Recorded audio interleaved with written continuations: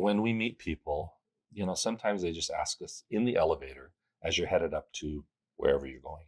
They ask, "Oh, what kind of work are you involved in?" And you start off with a very bland description. "Oh, we work with genealogical data and we help get it processed so that it can be put on all these websites."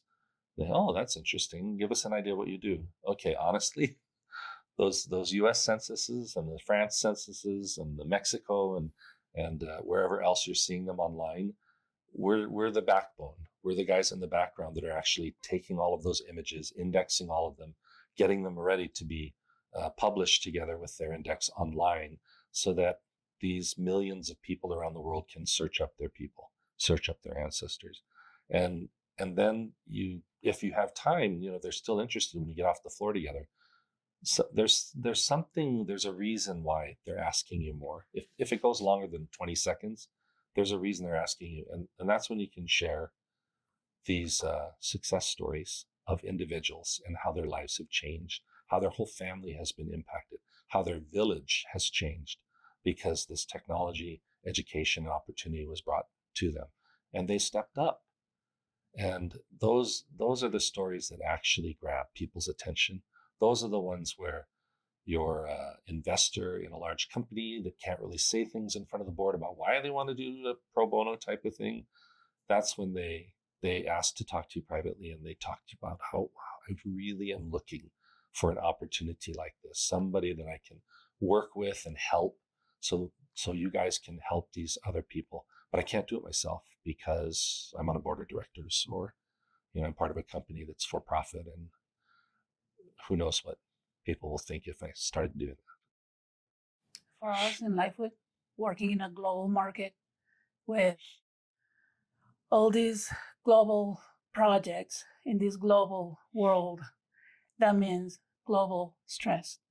It's different markets, different languages, different challenges. It's hard.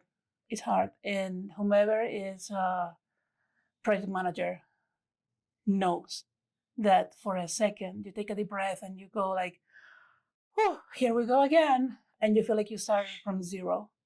Once we started working with the students from BYU-Pathway, we didn't start from zero.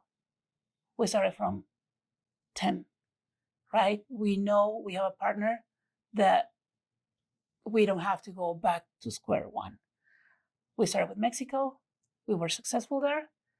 Then the little opportunity for a very short micro project happened in Spain. And instead of panicking on thinking, "Oh my gosh, I have to start from zero, how I'm going to approach people," I just go like, "Hey, who do we have with BYU Pathway?" And the answer is all these people that is interested. And overnight, we have 5 new team members producing, just running, just dropping and running. And that is priceless. We're going to be stationing our people in archives in Africa, and also moving around the continent of Africa and recording oral genealogies, and also capturing all the digital images that are in an archive of genealogical significance. We'll be working side by side with Family Search.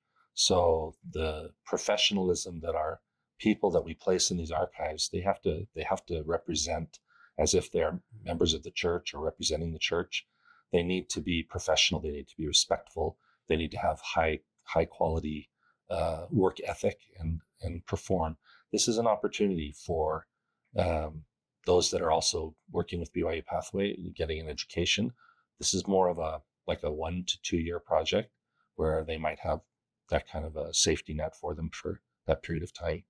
There's also behind the scenes, after all these images are captured, there's the technology that we use to pull out the information for the indexes, and then also to check the quality of images and the matches to make sure that what's being typed out in letters matches where it's at in the image on the page, and processing and then feeding it directly into the system here. When we start a project, I like to introduce the company to them so they know who we are.